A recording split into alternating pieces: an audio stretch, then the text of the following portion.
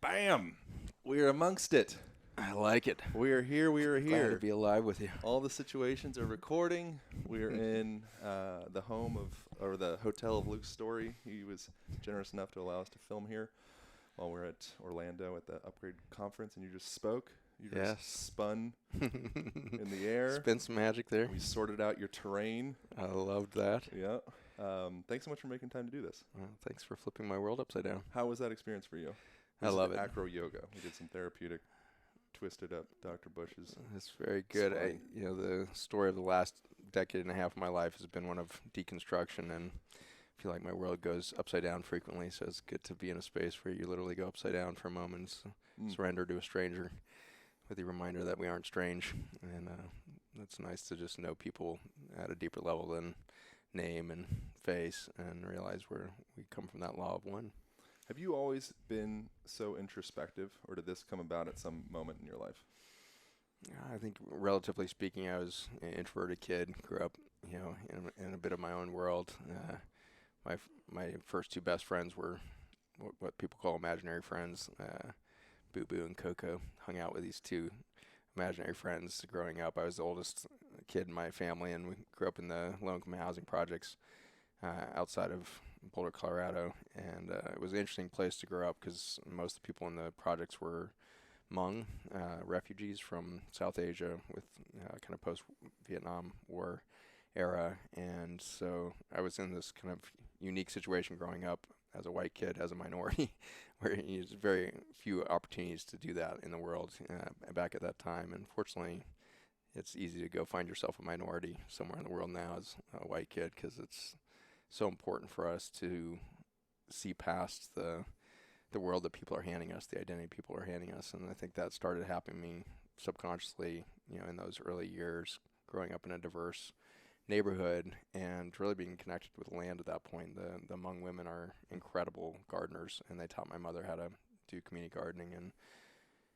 And it was just an incredible journey into watching people commune over nature, and they would squat in these little 10 by 10 patches that were in the community garden right outside of the low-income housing projects, and they would squat there all day and just tell a story in a language that I couldn't understand. But I remember that as some of my earliest childhood memories of just watching these women commune, and they're half a world away from their war-torn country home, and yet they would just laugh all day, and they had such joy in their faces and had a sense of they felt home to me, and whereas a lot of the people running around in the world don't look home. So I think that all began at an early age subconsciously, and then my life did a lot of hard left turns to keep me coming back into that deconstruction opportunity.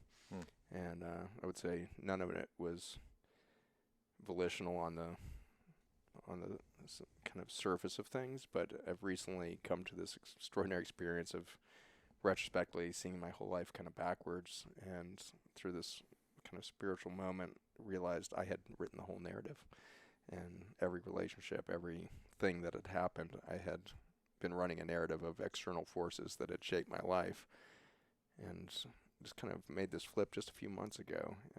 Realized I had written the entire narrative of my life, and everything that had happened was on purpose from me. And that was a hard shift mentally, and it kind of threw me down a pretty dark rabbit hole for a bit of doubt and grief, I think, of realizing what I had created, broken relationships or broken sense of me, all of these things, until I had made it through the whole journey to find out that it was all perfect. But I think that there's an opportunity that we have on the planet right now to deconstruct harder and deeper than existed mathematically or spiritually just 5 years ago, 5 months ago, 5 minutes ago. Like each minute now, I have this intense sense of like we are scratching the surface, and it's getting easier by the moment to dig deeper and push deeper. Was there anything in particular that catalyzed that the last few months ago, a couple months ago? Yeah, it was, a deep insight into my own, physiology. Got some health data back. Suddenly, like, just shook me up. I thought I was going one direction. Suddenly, I was like, no, you're going this direction. Like, oh, okay. And so it was just one of those moments where it's like nothing like threatening happening, nothing really big deal from the surface level. It's just one of those things where you suddenly kind of lose trust in yourself for a moment, and you suddenly question everything, which is always a good thing. And so that trigger was kind of what sent me backwards to tell me, look, you keep thinking things are happening to you. You are writing this story, and every step is ordained. It's purposeful. It's proactive, not reactive. And that gets me really interested to meet my future self.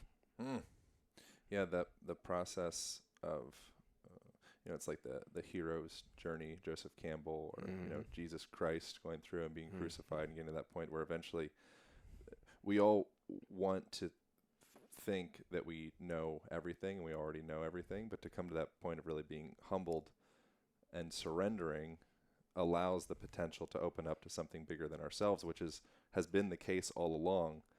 But it feels safe to run the story that, like, I've got it all sorted out. Yeah. But then going through that passage into the point to be able to be just to surrender, I think there's a lot of biological, cellular, structural, mental, emotional, spiritual health, and I think they're all entwined. And so how has that shifted you? Yeah, I mean, I think I'll be able to answer that better in a couple of years, you know. For sure. But when you start on one of these deconstruction moments, it's so cool what opportunities the universe immediately brings. Like, as soon as you are willing to say, okay, I'll go deeper, the opportunities start popping up, right? And so as soon as that thing happened, like within hours of that event happening, get an invitation to go down into the rainforest of the headwaters of the Amazon in southern Ecuador with the Pachamama Alliance, with Lynn Twist and her group, Pachamama Alliance, that have been doing work with the Achuar tribe down there for 26 years. And as soon as the invitation came through, I was like, okay, whatever just started in the deconstruction process is going to accelerate on that trip, Yeah. And you become willing to do that. And as soon as you're willing to do that, that trip will take you somewhere where you just could not have imagined. Yeah. And that opens up doors as you start to reintegrate into your common narrative back here. And stateside, everything looks different. Everything looks more obvious, more clear. And there's a beautiful symphony that keeps happening in my life where it's this symbiosis between complexity and simplicity that keeps happening. Right when you think, oh my God, it's so complex, suddenly if you just take a few deep breaths and check the position you're making that conclusion from, be willing to be shifted to see the simplicity in the situation, that happens. And the most complex systems have a ridiculously simple fabric to them. And it's our strict belief in the physical appearance of things that keeps us from seeing those deeper patterns. And I'm starting to relish those moments where I have that neurologic moment of like, oh my gosh, it's out of control, it's too complex, it's impossible.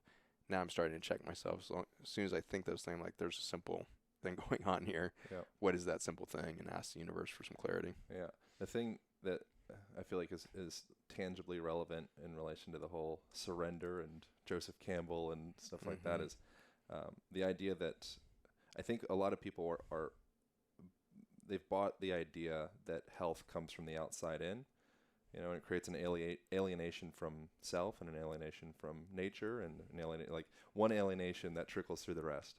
Yeah. And my medical field has been very culpable of exploiting that, right? And so when health becomes an external force, it's very easy to manipulate people.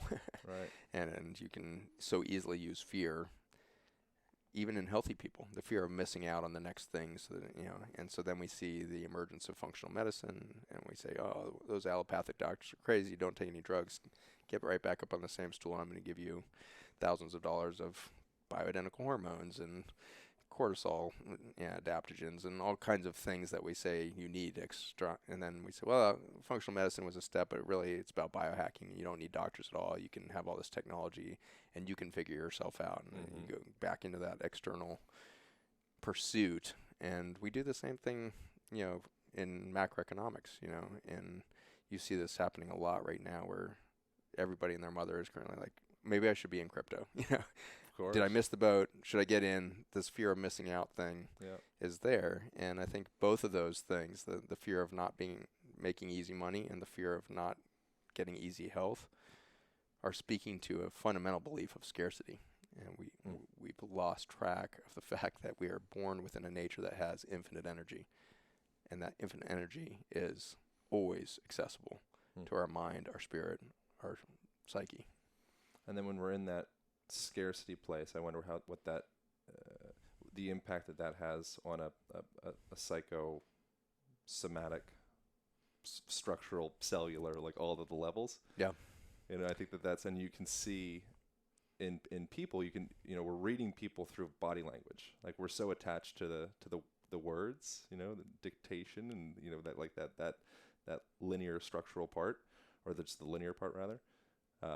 But underneath that, the majority of our conversations are we're looking at people's eyes, we're looking at people's facial expressions, and we're looking at the way that people breathe and their pupils, and there's this whole massive symphony of neural inputs. And so I wonder what happens to that. So we can see that on the outside, and as above, so below, I think with most things, maybe everything.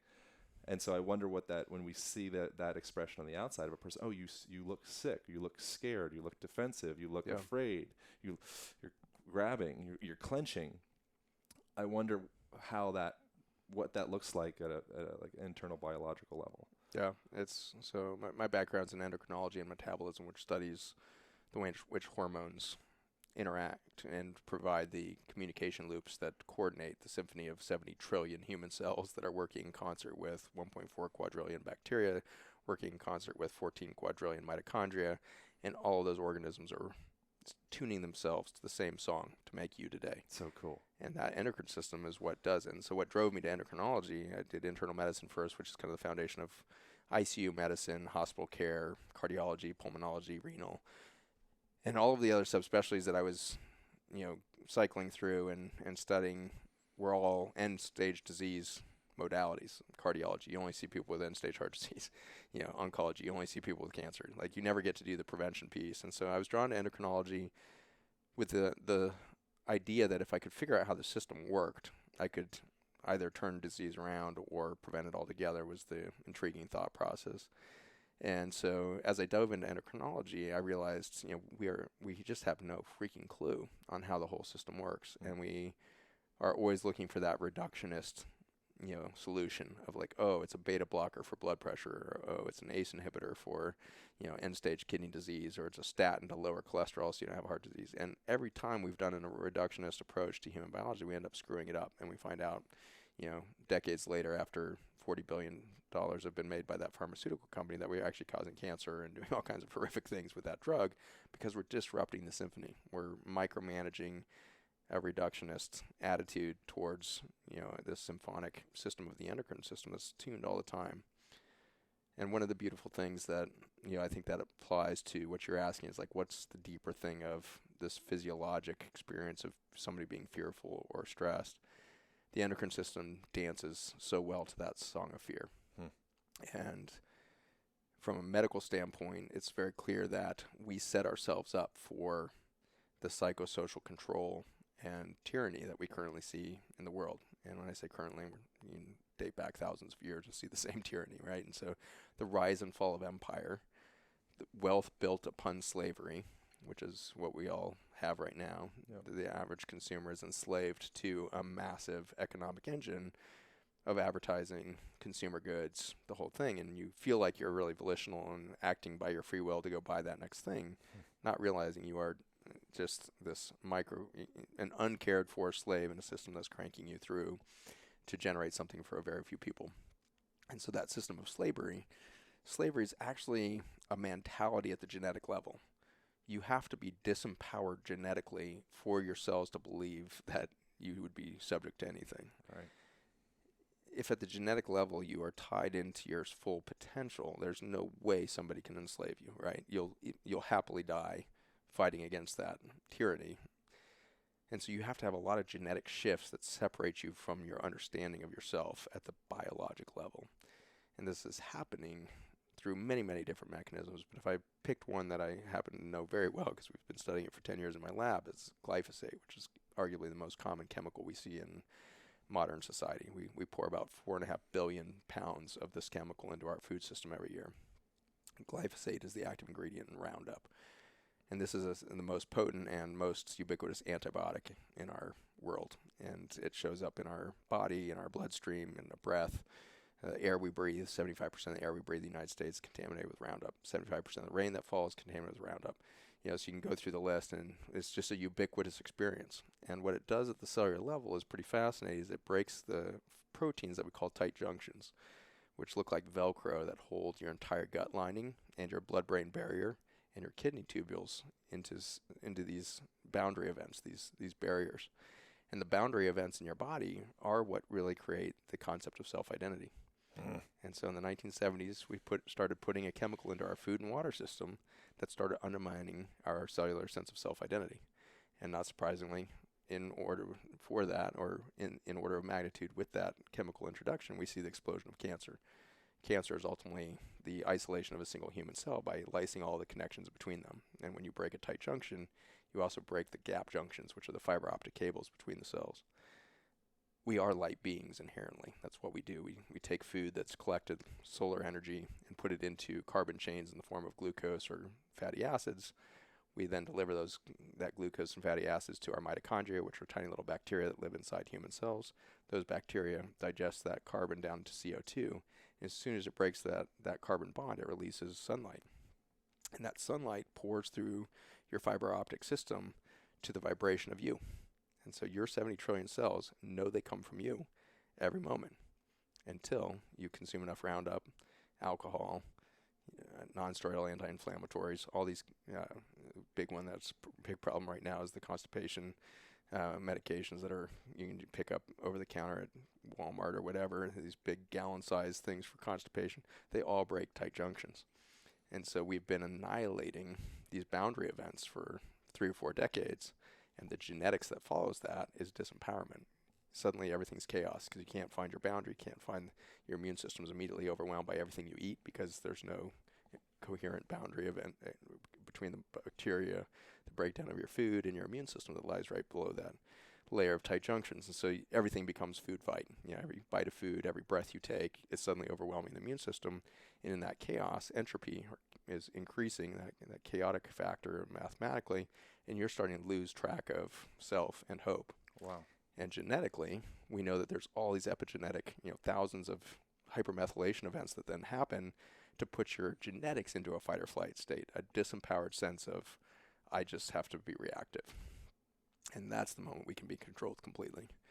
And so we have reached this, yet again, another tyrannical moment in human history, and arguably the biggest tyrannical moment in human history, with 7 billion people under the thumb of this new medical military complex that's controlling information at a level we've never seen, certainly.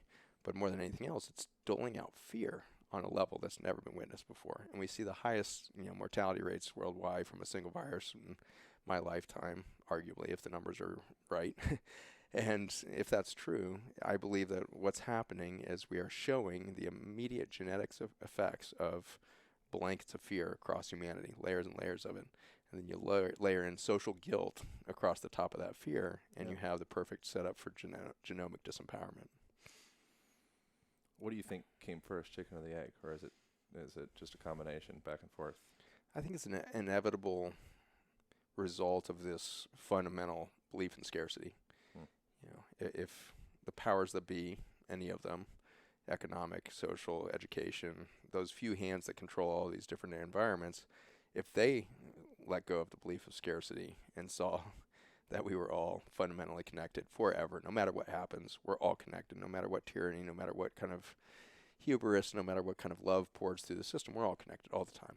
And if that shifted at that level, everything would change instantaneously, not because everybody said we should change everything. It would just inherently change because we started to believe in the infinite nature of energy instead of scarcity. I wonder, a part of that, I feel like there's a lot of, I can't even say the term misinformation anymore because it's been so overused, and there's so many barnacles attached to that and so many other words. But what is a virus, from someone that's actually credentialed to explain what that is? Mm-hmm. Yeah, it's the little origin of life on the planet. So virus is a non-living package of genetic information. And it's not only a package of genetic information, it's targeted just like you would expect on that barcode on your UPS package that makes sure it gets to your door from grandma 40 states away. That shows up on your doorstep because it's been targeted with an external message. in this case a barcode. The virus is genetic information that's put out for a very specific target. And so it's an intelligent method for genetic communication across distances and across species. And so what happened at the origin of cellular life on the planet was something called horizontal gene transfer, which continues today. It's a very powerful tool of genetic intelligence, scaling. So it scales intelligence and biodiversity all the time as this horizontal gene transfer. And what happens in this case is we can use the example of bacteria. The archaea, the most ancient bacteria 4 billion years back on the planet, started to misspell their genes when they would go to split and become 2 bacteria instead of 1, and they go through that process of copying their genes. They would misspell some of those genes, and if that misspelled gene happened to make a genetic update that was beneficial to the organism, it would immediately pass that on to everybody through this horizontal gene transfer. So any bacteria it bumped into, it said, hey, this is working better. I have more energy. I can detox easier. And so it passes that genetic gain of function horizontally through the tree. And this happens today in an ICU or in a farmer's field. I do a lot of stuff with regenerative agriculture, and right now throughout the whole Midwest, there's 9 states that are just overwhelmed by Roundup-ready weeds. Yeah. That genetically swapped from the genetically modified corn that was Roundup ready. They take that gene from the corn, and it's through this horizontal gene transfer effect that it's passing this genetic sequence as a survival benefit to this constant chemical torture from constant exposure to Roundup.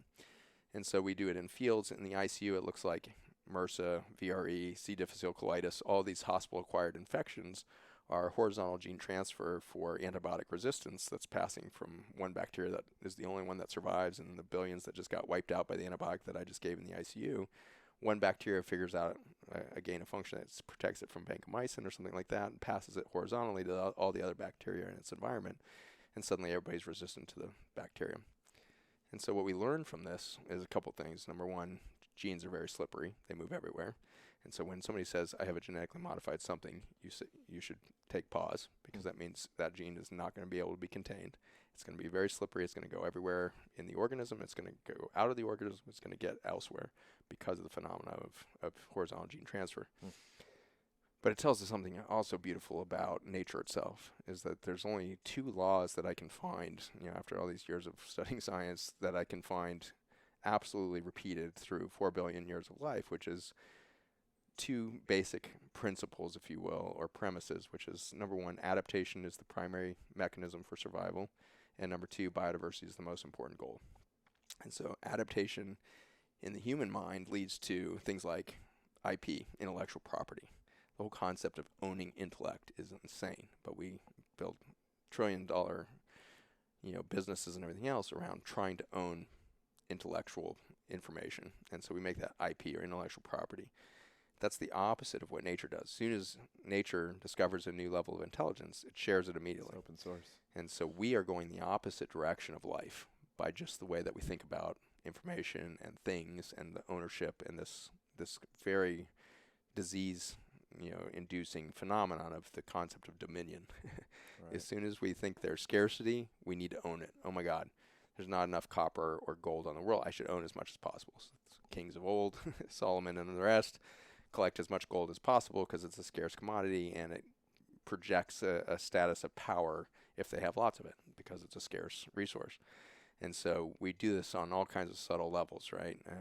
We collect things in our driveway to show off to our neighbors that we have this thing or that thing, and we have lots of presents on their Christmas tree, and we order more Amazon boxes than anybody else. Like, it's just like goes on and on of these subtle beliefs in scarcity that lead to this necessity and addiction to dominion and ownership.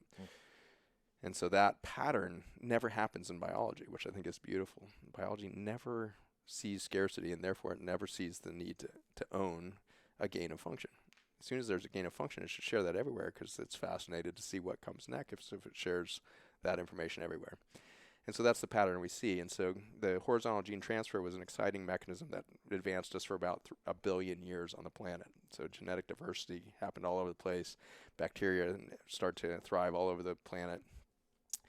But horizontal gene transfer requires you to bump into another bacteria to share information. The innovation of the viruses was to go airborne.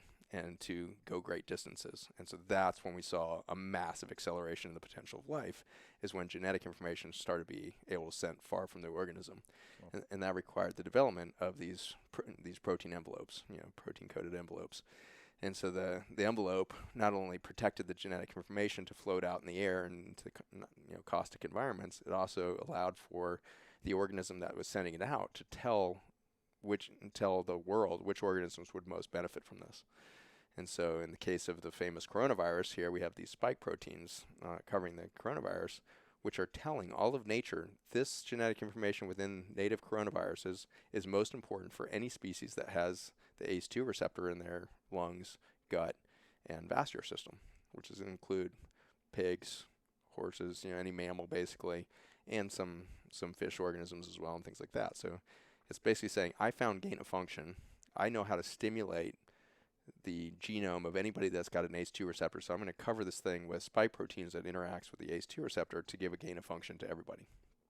So when you get coronavirus, or when you get the common cold of any sort, coronavirus is just one of 120 different viruses that causes the common cold, you end up with a genetic update. And so you will take that in through an ACE2 receptor in your lung or in your nasal mucosa or in your gut, takes it up into the bloodstream, and then it passes that to innumerable number of cells that have the option to reproduce that or not. And there's an enormous amount of checks and balances as to which viral information you take in and actually reproduce.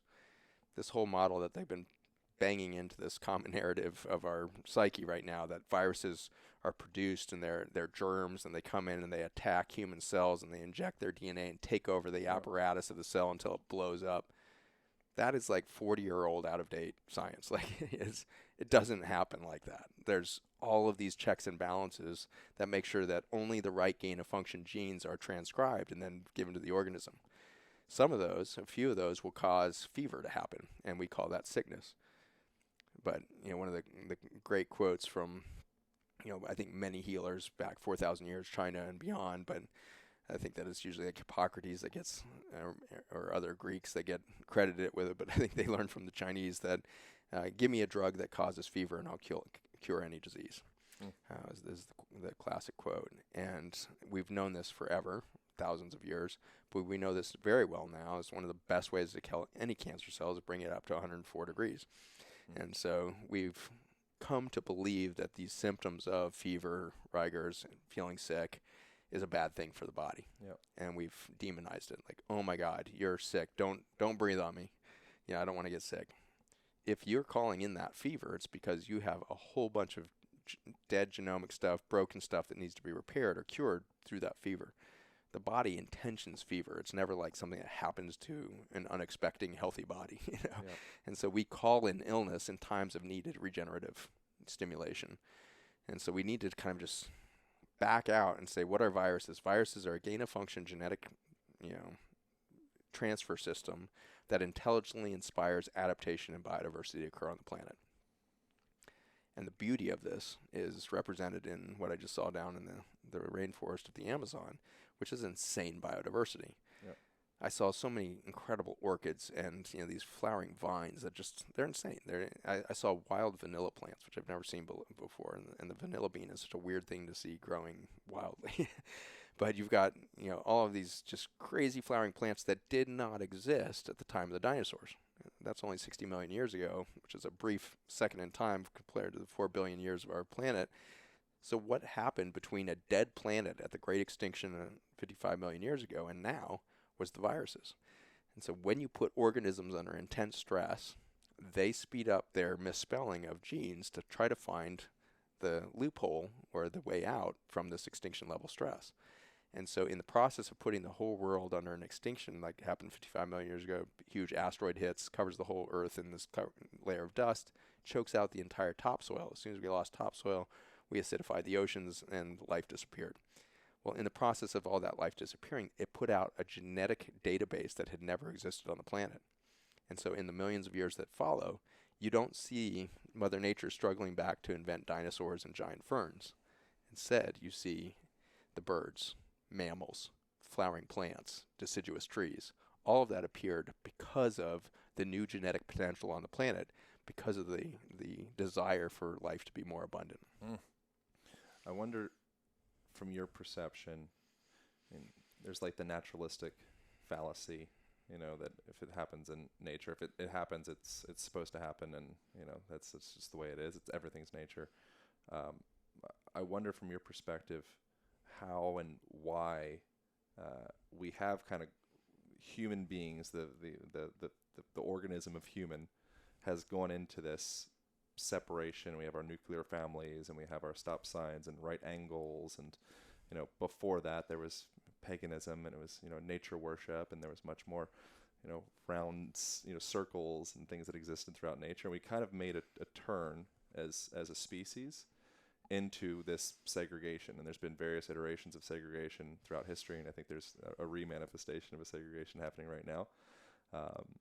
I wonder what the value of that is. Like, what's the intelligence behind that from your perspective, or is it just bad?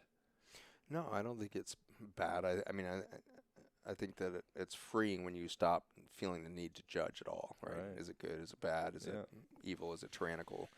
These are descriptions that are a moral judgment or an ethical, philosophy that feeds into these belief systems or whatever it is. But the reality is, nature has no ethics. Nature only has simple fabric that obeys these principles of adaptation and biodiversity as the primary goal. Life needs and desires more life, and that's the generative cycle. And so when you see humans stepping in to do what we've done, we are the existential stressor on the planet that the asteroid was 55 million years ago. And so whether we think what we're doing right now is bad or not, I tend to think that it's short-sighted for sure, and I think that it's stealing the opportunity for me and my future children and grandchildren and all that to co-create with this nature. We might be taken out of the equation here, but leaving behind this human record as we put this extinction level stress on our children and on our planet, there's the potential for something much more beautiful to occur. And so what's the difference between ferns and deciduous trees and flowering meadows of wildflowers? What's the next iteration beyond that? How much more beauty is going to be manifest with the next iteration on life of the planet after this extinction event? And so can we really judge this event as bad? I think that ultimately life is going to make sure that it's good. Life is going to spin a silver cloud out of this one, and we're going to see something spectacular on the other side of this. Is that going to take tens of millions of years to recover? Maybe. Does the planet care? No, it's not on a linear timeline like we tend to think. And so ultimately we're going to have to let go of judgment on ourselves, which will be a really extraordinary moment, because the things that are keeping us locked in this disempowered state genetically that we talked about earlier is the emotions of fear and guilt. So when we write ourselves the big permission slip of, we screwed up big, and there's a huge opportunity on the other side of that we could actually be witness to life more abundant, life more diverse than it's ever happened on Earth, and we could play in that forest. And so there's something very interesting happening, that we actually have the scientific technology, the cognitive intellect to be able to witness this dichotomy of options. We could continue our destructive behavior and disappear, or we could shift and stay in play. And that we can even make that determination, it gives me all kinds of hope. It means that in some version of this future, it's going to succeed, and there's going to be at least a fraction of humanity that moves forward with a genome that is not in fear and not in guilt, and it shifts epigenetically to an organism that we haven't perhaps seen in our genetic 200,000 year history of Homo sapiens.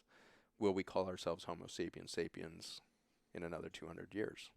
Or will we make this sudden shift in these next couple of decades because we suddenly come face to face with the freedom of surrendering the most tyrannical fear and guilt ever put on the planet? Can we find our way to the other side of that, to find a freedom that's never been seen, to find a genome that would express a species that's never seen its full potential? And you can cascade down through the thoughts there. What do you think of this is going to be a ridiculous idea that I'm sure you've probably reflected on in some way, but that humans are, we're like worker ants, and we're feeding the queen that is technology, and we're presently pouring our consciousness and our energy and our bandwidth and our time and our money and everything into that. And we have these avatars, and your Dr. Zach Bush MD or whatever on Instagram, and we have like this. We pour so much into that, and it's tracking everything that we're saying, and this conversation is being recorded in various different ways outside of what we're intentionally aware of, and all of that information is being imprinted somewhere, and it's creating something else. What do you think about that? Yes, yes, and yes. I think it's very intriguing. So we're at this, anytime somebody expresses fear over something, the fear is probably unfounded because it means we're again coming from the scarcity belief. Right. And so Elon Musk has done such a good job of expressing real, sensory level, sympathetic nervous system stimulation fear of AI. And so he goes before Congress and on Joe Rogan. He's just like so frustrated that humans are not seeing how scary this is, that AI could take over everything, and this technology queen bee could, turn us into technologic slaves. And I hear that, I'm like, dude, we've been there for a long time. We've been doing that since the frickin' Egyptians. We have been technologic slaves since we adapted to a genetics of scarcity. And so this is not a new phenomenon. So does a computer control our thoughts? Absolutely. Every time it's interesting from the endocrine perspective. A good article came out in a peer-reviewed science journal a number of years ago now that showed that Amazon knows when a woman is pregnant before she does. Right. Yeah, I saw that. That's the endocrine system, displaying itself to a consumer behavior, and so the subtle shifts in a woman's endocrine system as she does not ovulate, that next ovulation cycle changes her neurochemistry and changes her patterns of behavior online before she knows she's pregnant.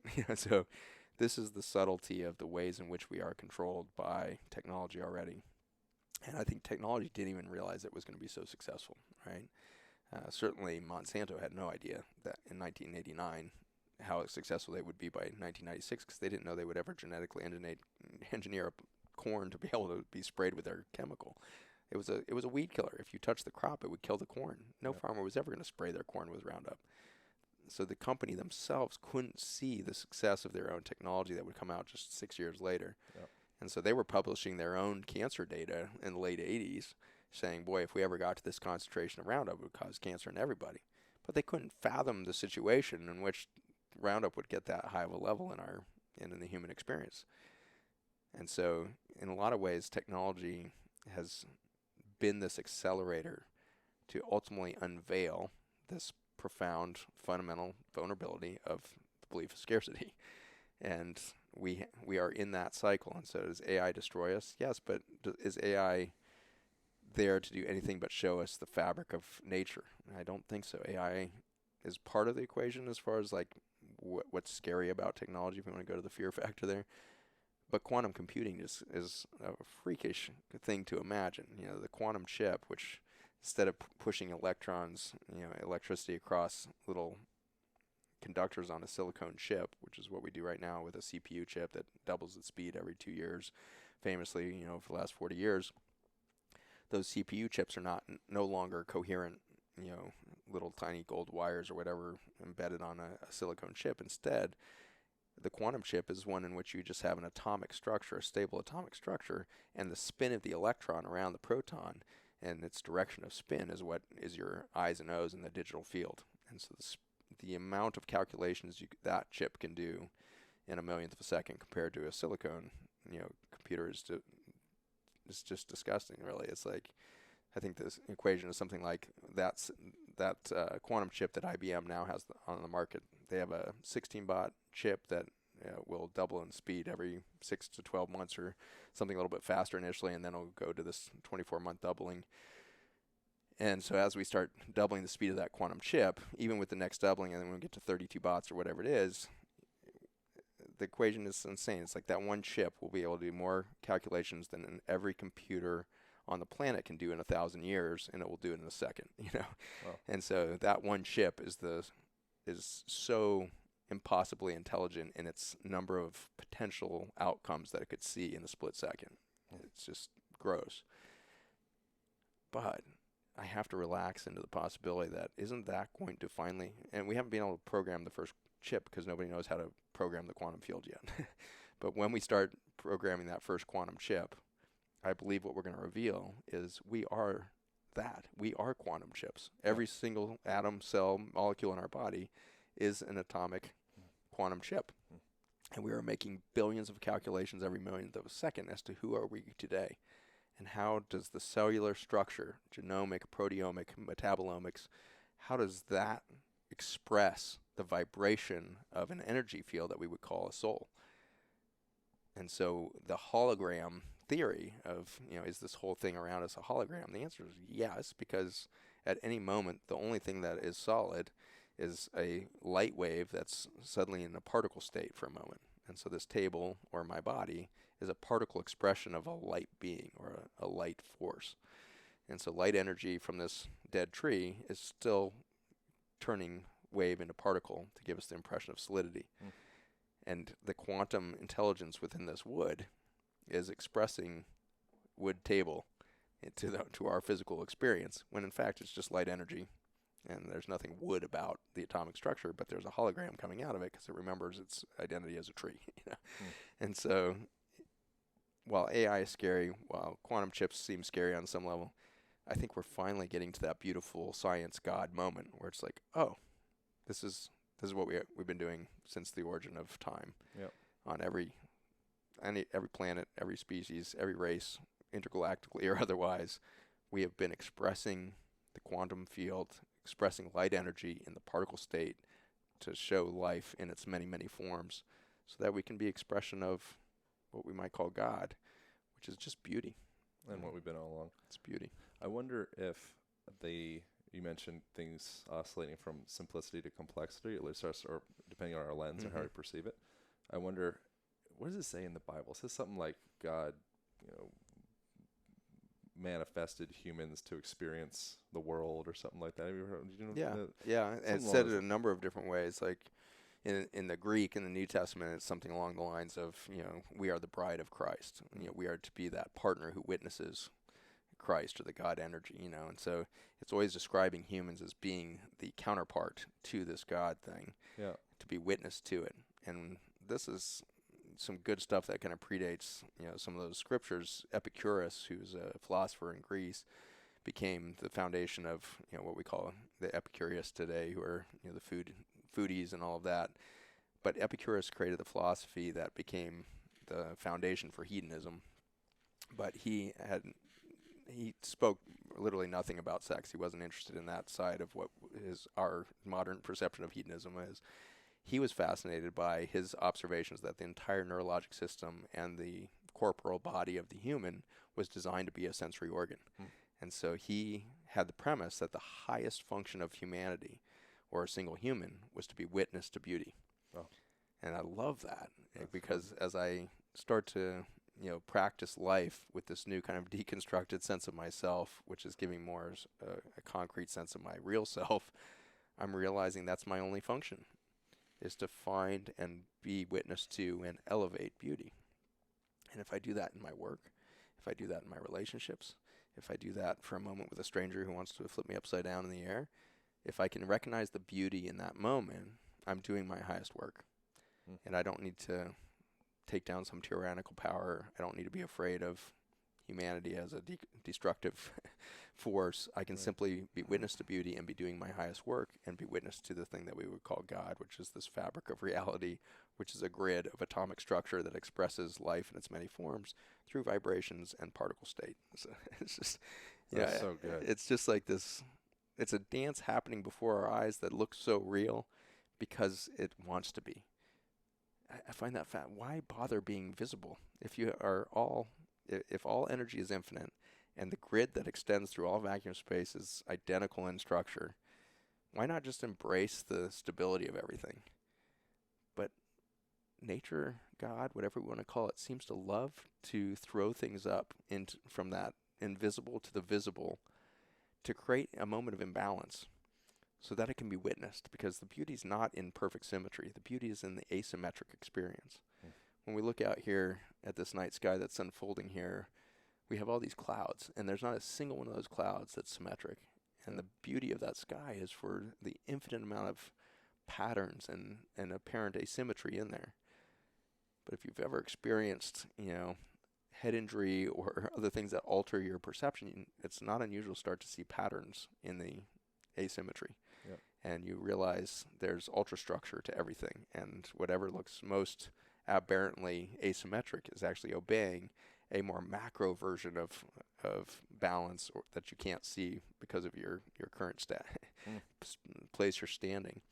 And so this is called chaos theory in the physics world, where they can take the most chaotic system that's been described as a waterfall, the organization of H2O molecules tumbling over rocks and falling down 180 feet and crashing into a pool below. There's not an instant in eons in which all of those water molecules will be in the same spot twice.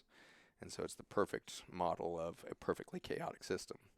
And yet in that absolute state of chaos, the mathematicians always find these macro patterns in there, and there's this perfect structure to the chaos. So that just gives me this reassurance that when we look around and we say, my God, humanity, freaking chaos, it's just a shit show. And we know it is because we're increasingly isolating ourselves, right? We're killing all the viruses because we're afraid of them. We're killing all the bacteria because we're afraid of them. Killing the soils because we like eating cucumbers that are plastic wrapped and all kinds of crazy separations from nature. So we isolate ourselves. And the second law of thermodynamics comes in, which says any system that's in isolation increases its entropy or chaos. And so the chaos of humanity right now is necessary because we've isolated ourselves in this belief of scarcity, which has resulted in a genetics and therefore a disempowered biology that is fear and guilt. And we are expressing a vibrational state that's very low. And you could say, wow, what a chaotic, pathetic vibration. But because of chaos theory and everything else, we know there's a ultra pattern within that chaos that is speaking to something of our true nature.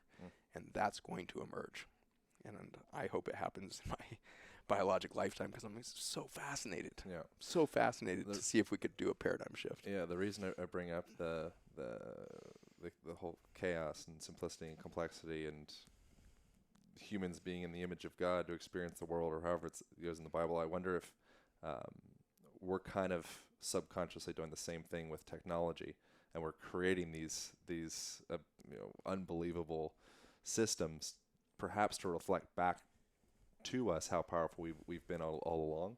Yes. And I wonder how long we've gone through this cycle, and it gets into who knows how the heck the pyramids were built and what all the different structures in Bolivia and all of the old stuff that we've seen. It's like those are really old people that didn't have lasers and tools and cranes, and they were doing some pretty impressive stuff at some point.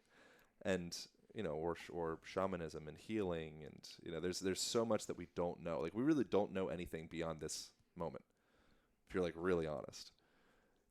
Yeah, I think on the conscious level, you're absolutely right. I think we're in the depths of an unawareness that's almost unprecedented. But simultaneously, when you dive into that grid,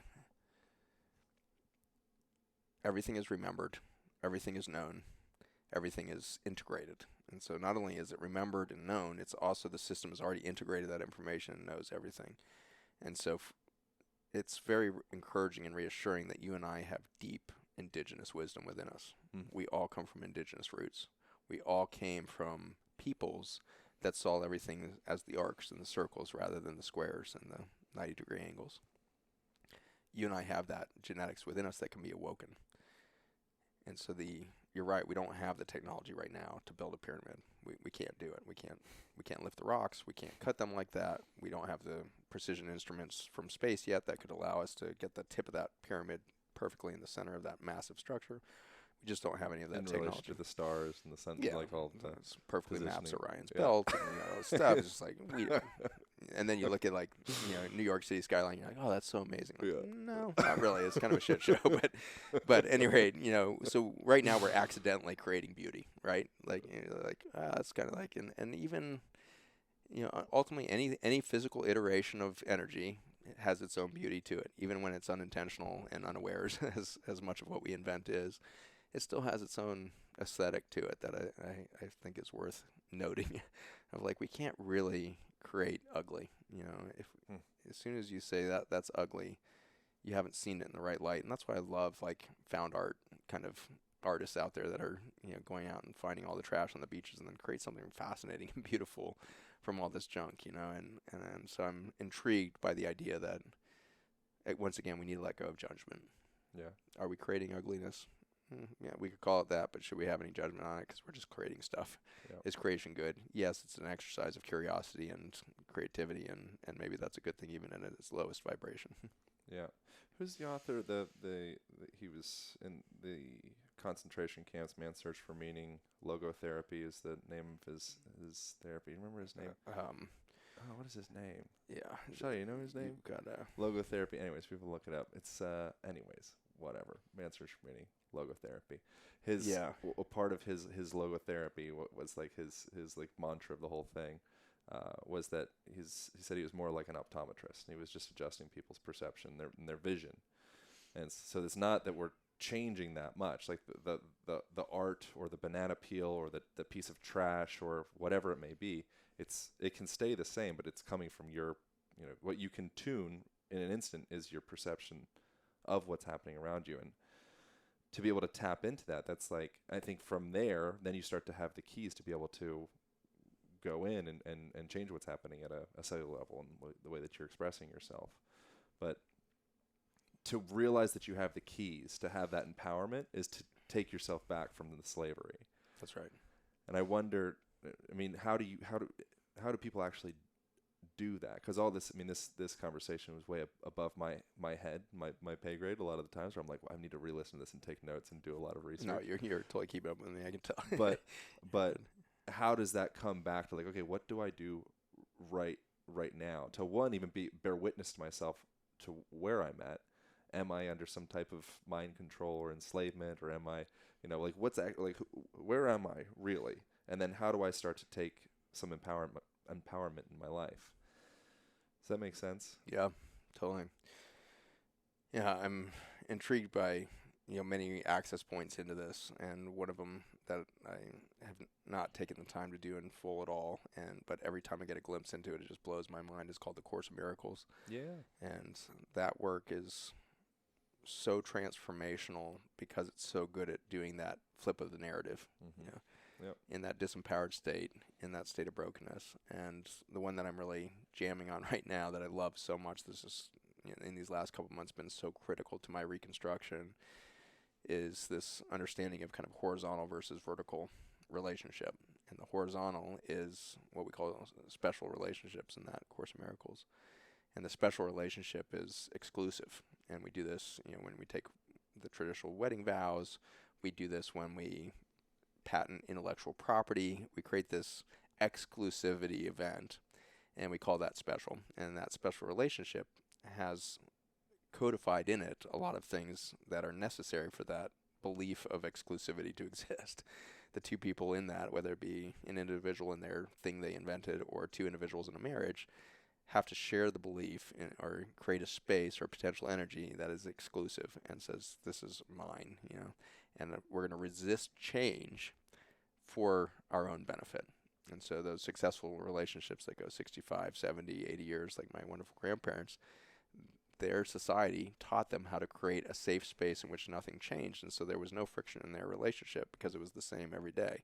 And all of the external things that changed between 1962 and 2018 or whatever when they died, nothing changed in their household. Seriously, I'd go to their house every year in Pennsylvania, and they had the same blue carpet that they installed in 1968. And so they were the quintessential, post-World War II generation that were so good at controlling their environment to resist change. And we call that a successful marriage. And on a lot of levels, there's a lot of success there. Had to be a lot of compromise in there. There had to be a lot of patience. There had to be a lot of beautiful human attributes, spiritual, psychosocial attributes to allow them to persist in that controlled, unchanging environment.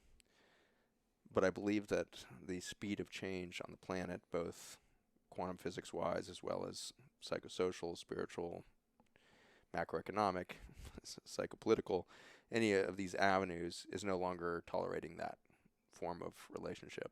And everything is changing so fast that we need to develop quickly a different definition of success for relationships. And I think the successful relationship in all times was, instead of all this horizontal exclusivity, is a more vertical relationship where if you picture your waveform event where my light being that we could call a soul is expressing this physical body right now with the vibration of light in interaction with water molecules that bind to DNA and then express proteomics, and here's my body. So I'm expressing to you a version of my soul's hologram of my beauty.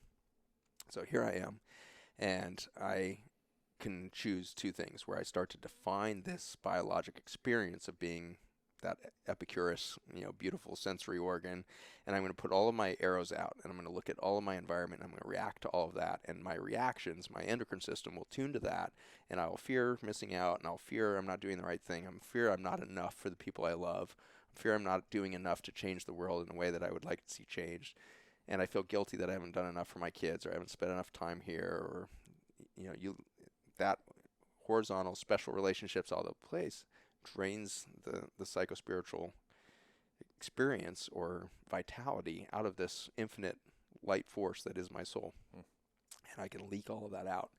And ultimately I'm gonna create and manifest disease. I'm going to show you cancer, I'm going to show you autoimmune disease, I'm going to show you chronic fatigue, I'm going to show you sleep disorder, sexual dysfunction, go on down the list, major depression, suicidality. I'm going to express all of that as this empty state of a particle being that's being worn out by all these special relationships, all these contracts that are exclusive, and I'm trying to maintain them. And in the Course of Miracles, right at the center of the list of things that have to be maintained in belief to allow for these special relationships to grow is death. So in this weird way, we have committed ourselves to the belief of death for the creation of all these special relationships that are exclusive and inherently buy into this belief of scarcity. There's only enough love coming out of me for one person, and you get it. You're my person. And we create this exclusivity. And anything that pulls my love and attention away from that creates jealousy or a sense of abandonment or a sense of rejection, or that person suddenly feels like they're not enough. When in fact, if I really am a light being, born epochs ago, maybe at the beginning of time, and I'm expressing a human body that is a hologram of the intention of God or love or life force, and my whole job is to express and witness beauty, that's an inclusive reality. And so the Course of Miracles is helping us move from this special relationship with everything around us that's draining us into this vulnerable, diseased, disabled state, flip it vertical, reconnect to this infinite reality, stay a light being that's connected directly to source, and all of the relationships around me become inclusive rather than exclusive. Now I can love everywhere, and that gets reflected back at me, and no longer do I need anything from any of the horizontals because I've got everything from here. Yep. And so it's this is our next goal, is let's redefine relationship so that the most successful relationships create so much potential space for deconstruction, reconstruction, transformation that we all end up vertical. And in the Course of Miracles, a couple things happen at the end of time. And the first thing is all relationships everywhere in the multiverse become holy. And the second thing is the last thing that we do in these physical bodies is let go of judgment. And I think those two things are just so intertwined.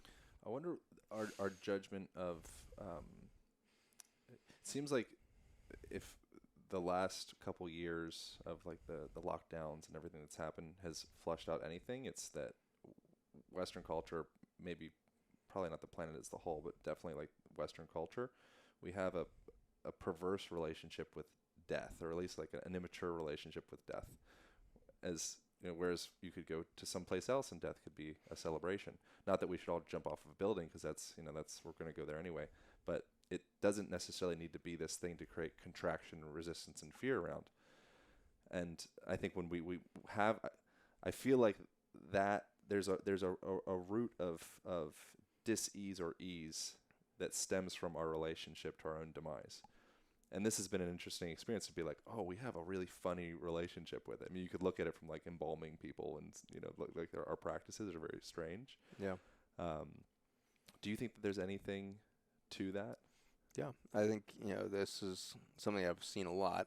My third subspecialty in medicine was hospice and palliative care. So I was an associate medical director for a hospice, so I'd see 80 patients a week that were in the last few weeks of their life, and sat by innumerable bedsides over the years in ICUs before hospice and all of that, of watching people make this transition. And I can tell you, I've never seen a death that looks like an endpoint. Never. No matter how messed up the story is, no matter how entrenched the disease is, no matter how desperate the situation appears, the neurologic experience of the whole team, I'm talking nurses, doctors, family, extended family, chaplains, the whole circle of life around that entity as it does what we call death, demonstrates immediately that there is no endpoint. There's an immediate resurrection of energy that happens, and it emanates through everything. And one of the first cracks in Western medicine happened through such an interesting practice in the nurses that were so wonderful in the ICUs that I used to work in. Is, here I'm in like University of Virginia, super serious and pseudo Ivy League, blah, blah, blah, and important residency program. You're a new doctor. You just, they breed you with this very heady concept of what you're doing and how important your work is and all this stuff. So I'm in this environment, and everything is biologic, heart rate, and I pump this drug to raise the heart rate, pump this drug to lower the heart rate, and I do this and that, and I'm a god of physiology in this ICU. Yeah. And then I would lose a patient, and the nurse would always go over and crack the window. The only rooms that they built, so this has to be planned out. The only windows in the hospital that open are the ICU rooms. And the nurses cracked that window at the moment of death. And I saw this happen a couple times, not noticing it. And then finally I was like, I think that's been going on a lot. What's with the cracking of the window? And the nurse was like, oh, well, we're letting space for the energy and the soul to leave the body. And I was like, that is so far outside of my experience at that point. After years in medicine, I was like, wait, you're being taught that in nursing school? Like, how did I miss that course? Like, nobody touches that kind of stuff in medical school. We are really taught to be concrete Newtonian belief systems. We want to make sure that we believe that there is a drug that will change this disease, and we have the godlike knowledge to mess with a 70 trillion celled organism to do the right thing. Your car breaks down, it's broken down. You don't need to crack a window for the broken down car. Definitely not. No. You just put it in the junkyard. You're good. Yeah, like, it's just a machine, people. And then I find out they're like teaching this in nursing school. I'm like, wait a second. There's a whole nother dimension that we're missing in medicine that the nurses are still trained in, which is so hopeful to me that the person that's actually touching that patient more than anybody else still believes there's a soul. That's hopeful. So my hat off to every nurse in the world. You guys are holding this thread of humanity in the mix of allopathic medicine that I just am so grateful for, that you have kept us somehow rooted to the deeper truth of our reality. Yeah.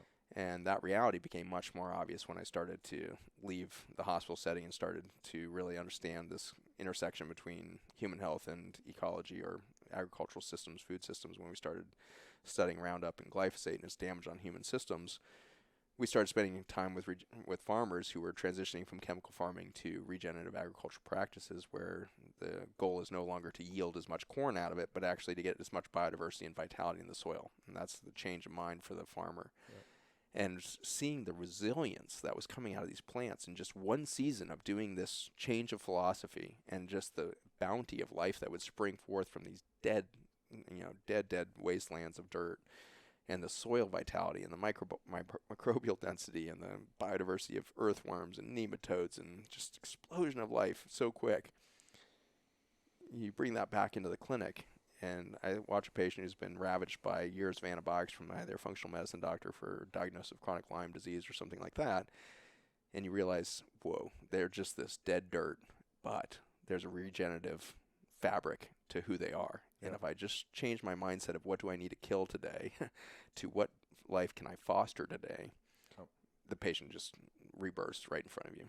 Wow. And so this is the exciting kind of reframing of where are we at right now, is we have a denuded biology on the planet. We have destroyed, so much of the ecosystem in the last 50 years. Estimates are we've lost half of life on Earth in the last 50 years. We're seeing an extinction event every 20 minutes now, just the speed of which we're wiping life off the face of the planet with all of our chemical industry and transportation, information technology, all this stuff is destroying ecosystems.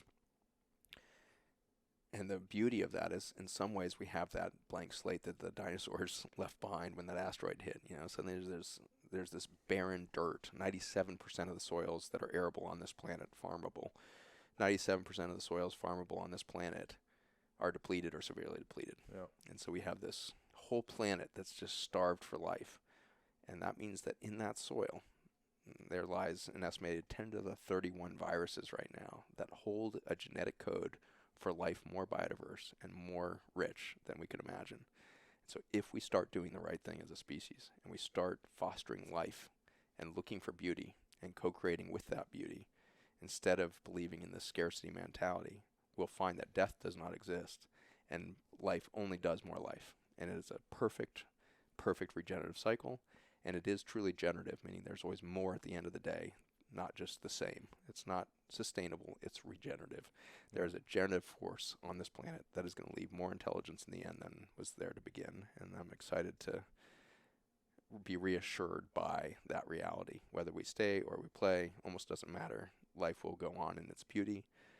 The expression of light energy will continue, and I will continue on the other side of this. And I've seen that happen with the rebirth that we call death over and over again, as people become new forces of nature on the other side of that veil. Yeah. And they come back to tell people. I've had so many people with the near-death experiences and, visits of their relatives in physical body, what we call ghosts or whatever. There's just too many of these stories that come out of your hospice work all the time. There's just miracle after miracle and weird, pseudo-natural, kind of experiences or all the time. And so we have to acknowledge that we're probably a lot more like the tree that falls in the forest. A single oak tree has a very monotonous genome, right? Every cell within that tree carries a very small genetic, program that makes it an oak tree. When that oak tree falls, quote unquote, dies in the human's view of scarcity of life. And if we believe in scarcity of life, we're like, oh, that oak is dead. But if you genetically sequence that oak 1 year after its death, it has 100 million different species, 100,000 different species growing in it.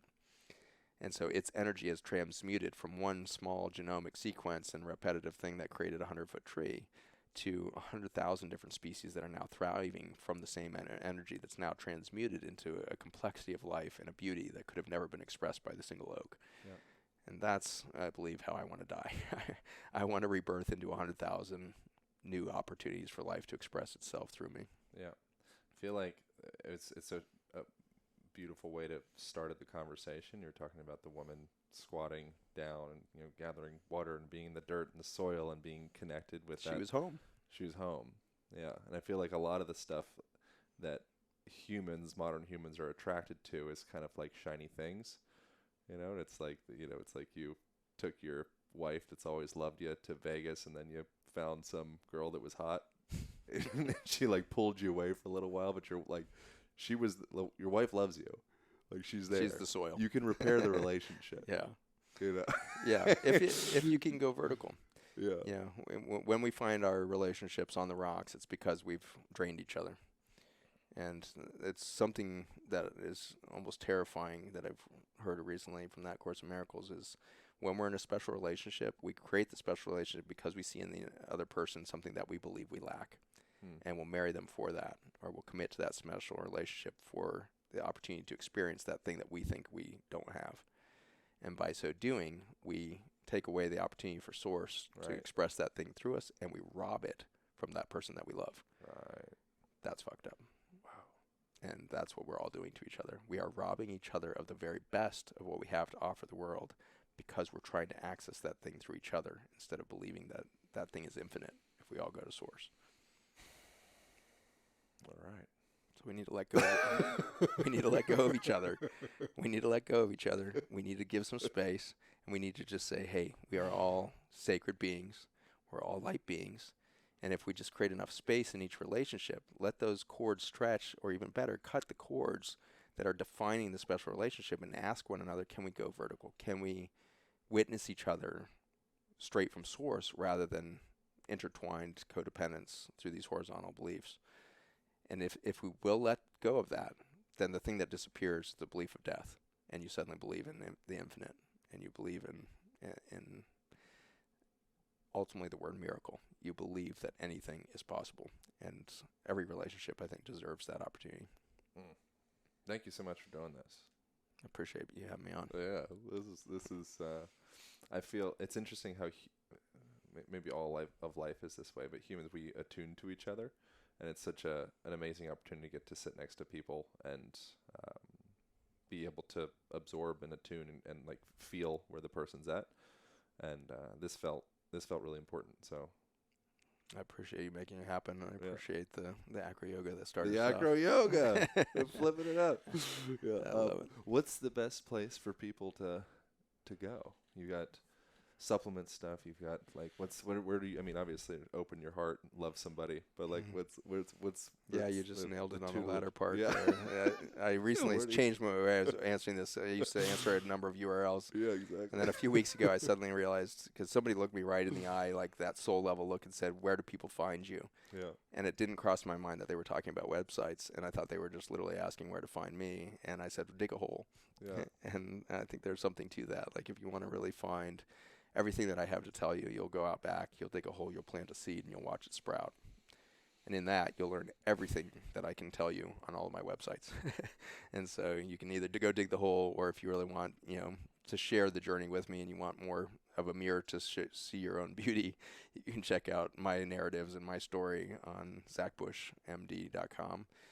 That goes to a lot of my free education. I've got over 30 hours of content on our global health education summits that we've been doing every month. Starting at the beginning of the pandemic, I saw a real need to get science in a palatable way out to the public to tell this bigger narrative of what is a virus, what is genetic engineering, what is this thing called death. And so we have an amazing 2-hour event of a panel of doctors, neuroscientists, and death doulas who give an extraordinary account of all of the near-death and after-death experiences they've seen, and it will definitely help reorient that. So global health education under the Zach Bush MD website. Our products that are from that dinosaur soil that we talked about a lot today is ionbiome.com, and the new website, intelligenceofnature.com. And so those will take you to the supplements that we have devised from the metabolites of bacteria and fungi from ancient soils. And in so doing, create a wireless communication between human cells to kind of reconnect those boundary events. So it turns out these molecules from bacteria and fungi are the antidote to Roundup that we talked about earlier. And so we've had this extraordinary 10-year journey with this science to show that when you put these molecules from a microbiome of an intelligence, soil intelligence that we still have not recovered on the planet since that last extinction. But when you take that level of soil intelligence and you put it on human cells, it inspires a rate of protein synthesis and repair that we've never witnessed before in Western medicine or large. And so we've gotten to see the impact of fossil soils, ancient intelligence, touching human beings that have only been here for 200,000 years. And so when you drink that supplement and put that on your gut lining, or you spray the skin supplement or the sinus product, as soon as that touches your body, your system is responding to an intelligence that Homo sapiens have never seen before. And so that journey has been so humbling and almost overwhelmingly beautiful, because immediately as the tight junctions that were torn apart by the Roundup in your food or the water or the air you're breathing, as those come back together and a boundary event occurs, within days, weeks, months, you find your self-identity again. And so people come back and say, "You totally changed my life, my gut's so much better, blah, blah, blah." But if you keep asking, well, what's really happened in the last 6 months? What's really happened in the last 18 months?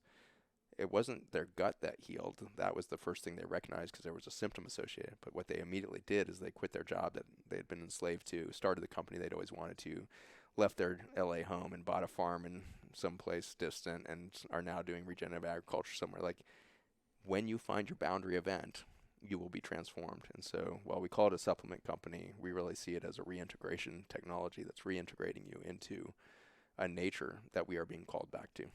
Wow. I love that. It brings up another thing that we will wrap up. I guess that was the wrap up, but I think it's very interesting. Testosterone is a popular topic, and I know tons of people that are taking various different exogenous forms of testosterone because they found out their levels aren't appropriate or whatever. And then you see other research suggesting that, if you drive a fancy car for a moment, or you go see a UFC fight, or you're watching a football game and your team is winning, your outer circumstances are playing the symphony of your internal experience. Yeah. And also your internal experience tunes the outer. Yeah. The endocrine system can never be tricked. And so it's one of the things I really hold to and I have to check myself all the time because I, like every human, wants a simple solution. Yeah. But if you take any form of a testosterone synthetic or natural precursor to testosterone, whatever you're taking, as soon as a stressed organism sees testosterone, it converts it to estrogen through the aromatase in the visceral fat of your belly. And so all of this exogenous hormone being shot into guys whose testosterone levels are low because their environment, like you say, has necessitated the need for the body to downregulate growth factors, because when you have a stressed, inflamed system, you never want growth factors there because it speeds cancer. And so to see a low testosterone is a big red flag. The endocrine system is saying you have chronic inflammation and you are brewing pre-cancer all over your body, and it's trying to lower the likelihood of that conversion event. So the last thing you want to do is put a growth factor there. But it is ironic that in the effort to raise testosterone, we end up raising estrogen on that male. Yep. And what they end up with is speeding the amount of insulin resistance and ultimately fatty liver and all these other things through the exogenous testosterone. And it kills them. And it's, exogenous hormones have never been associated with extension of life.